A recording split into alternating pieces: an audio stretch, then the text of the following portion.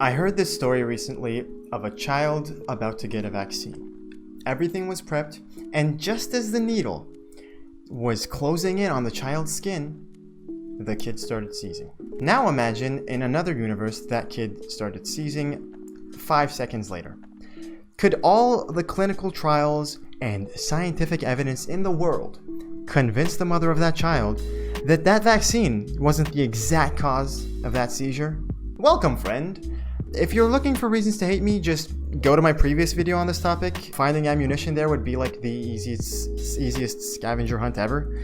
I'll link in the description and up there. So this video is a follow-up to a reaction video to a reaction video to a Reddit post. You don't need to watch the previous one to understand this one or anything, just letting you know that you can.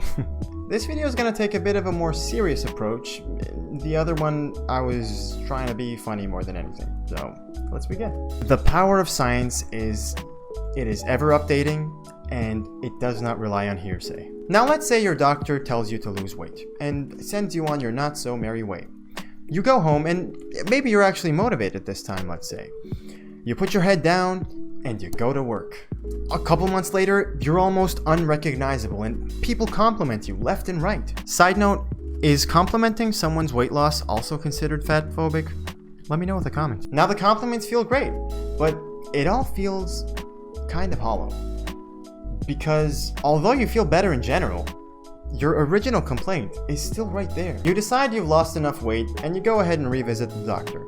Turns out you had some extremely specific rare 2 diseases at once, and you were right all along. You're furious. You feel as though you've wasted all that effort for the past couple months. You go on the internet, tell your story. A classic one, but yours actually has a tangible endpoint that proves you were in the right. It's a powerful story, and everyone is right there by your side, because there's really nothing left to argue if the doctor's the one telling you were right. Right?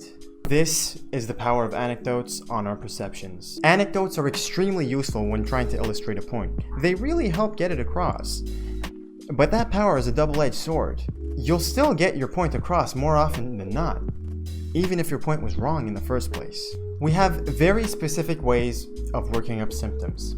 A patient comes in complaining of this. They have this, this, and this in their family history. So we get this test.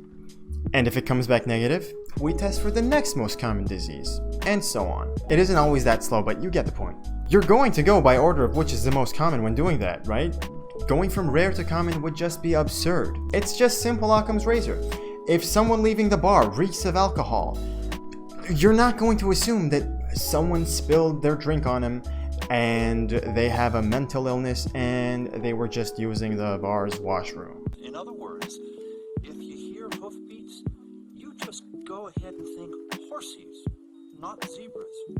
Okay, Mr. Silly Bear? Real life isn't House MD. If you can't feel your toes and you're a long-time diabetic, we're gonna assume that's why. If you're overweight, have polycystic ovarian syndrome, and you're having trouble with its symptoms, we have no choice but to tell you that trying to lose a bit of that excess weight is the absolute best way to go about it.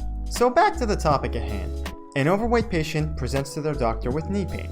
They say it hurts most after they play basketball, and they say that they play a lot. There is no history of trauma or injury, and there isn't anything grossly wrong on inspection. It's just a nagging pain that's often there. The doctor tells them to strengthen some specific muscles, lose some weight, and maybe stay away from some specific exercises, and that should be enough of a treatment, and to come back if there are no improvements. Are you kidding me? I'm like the best basketball player in my school. I'm really fast, and there's nothing wrong with my muscle strength. My weight doesn't affect me. I'm fine. Can you tell this is a slightly personal story yet? Now let's look at it from the physician's perspective. They've read countless textbooks and articles. They've seen countless patients during their career.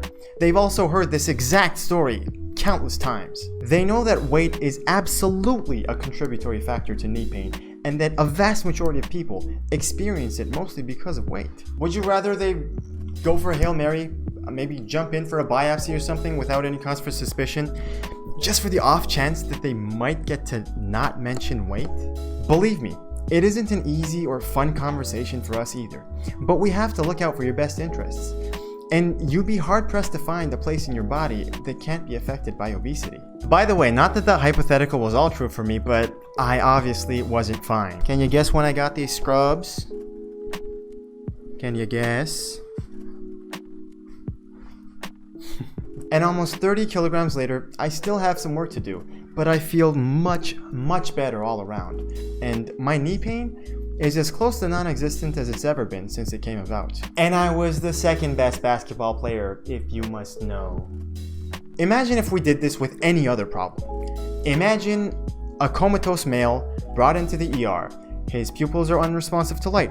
His family informs you that he loves distilling his own alcohol and that he recently went on a binge on his own moonshine. Wait, no. It probably isn't methanol intoxication. Tell me what else he's been up to. I can't just go ahead and assume that his problems are because of this glaring thing. That would be so embarrassing. Imagine if his friends found out that he almost killed himself with his own drinks. No one would drink with him again. Let's look for a tumor or something. It just doesn't make sense. If there's a textbook presentation, 10 times out of 10, that specific cause is going to be at the forefront of our minds. And we're going to be right way more often than not. So what are the chances that every obese patient that is looking for a fourth opinion is right? On the flip side, I had only just become aware of this anti-diet view with the Dr. Mike video, so I'll address that a bit. Diet and exercise are absolutely things that work when done properly. And they should be tailored specific to everyone, as should a lot of treatments. You may not be what you eat, but there's no doubt that your eating habits affect a huge part of your health. It's a definitive and completely free way of getting healthier, and it doesn't even have side effects. How could we ignore it? I promise you, we aren't bringing up your weight to shame you or to feel superior to you or to make you feel bad or anything like that. It's just a problem that we see far too often.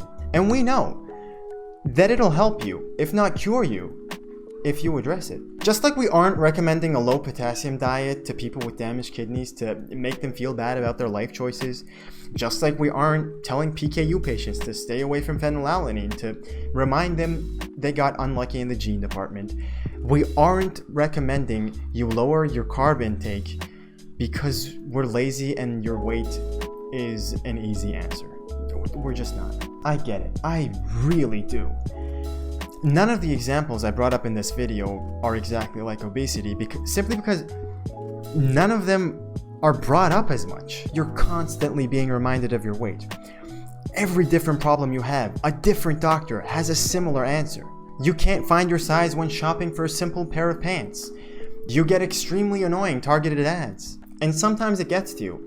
And even you aren't happy with what you see in the mirror. It increasingly feels like you're being defined by this one physical trait that you happen to have by every single person you come across. And honestly, maybe you are, but that doesn't mean when your doctor brings it up, it's with malicious intent. Maybe hear them out next time.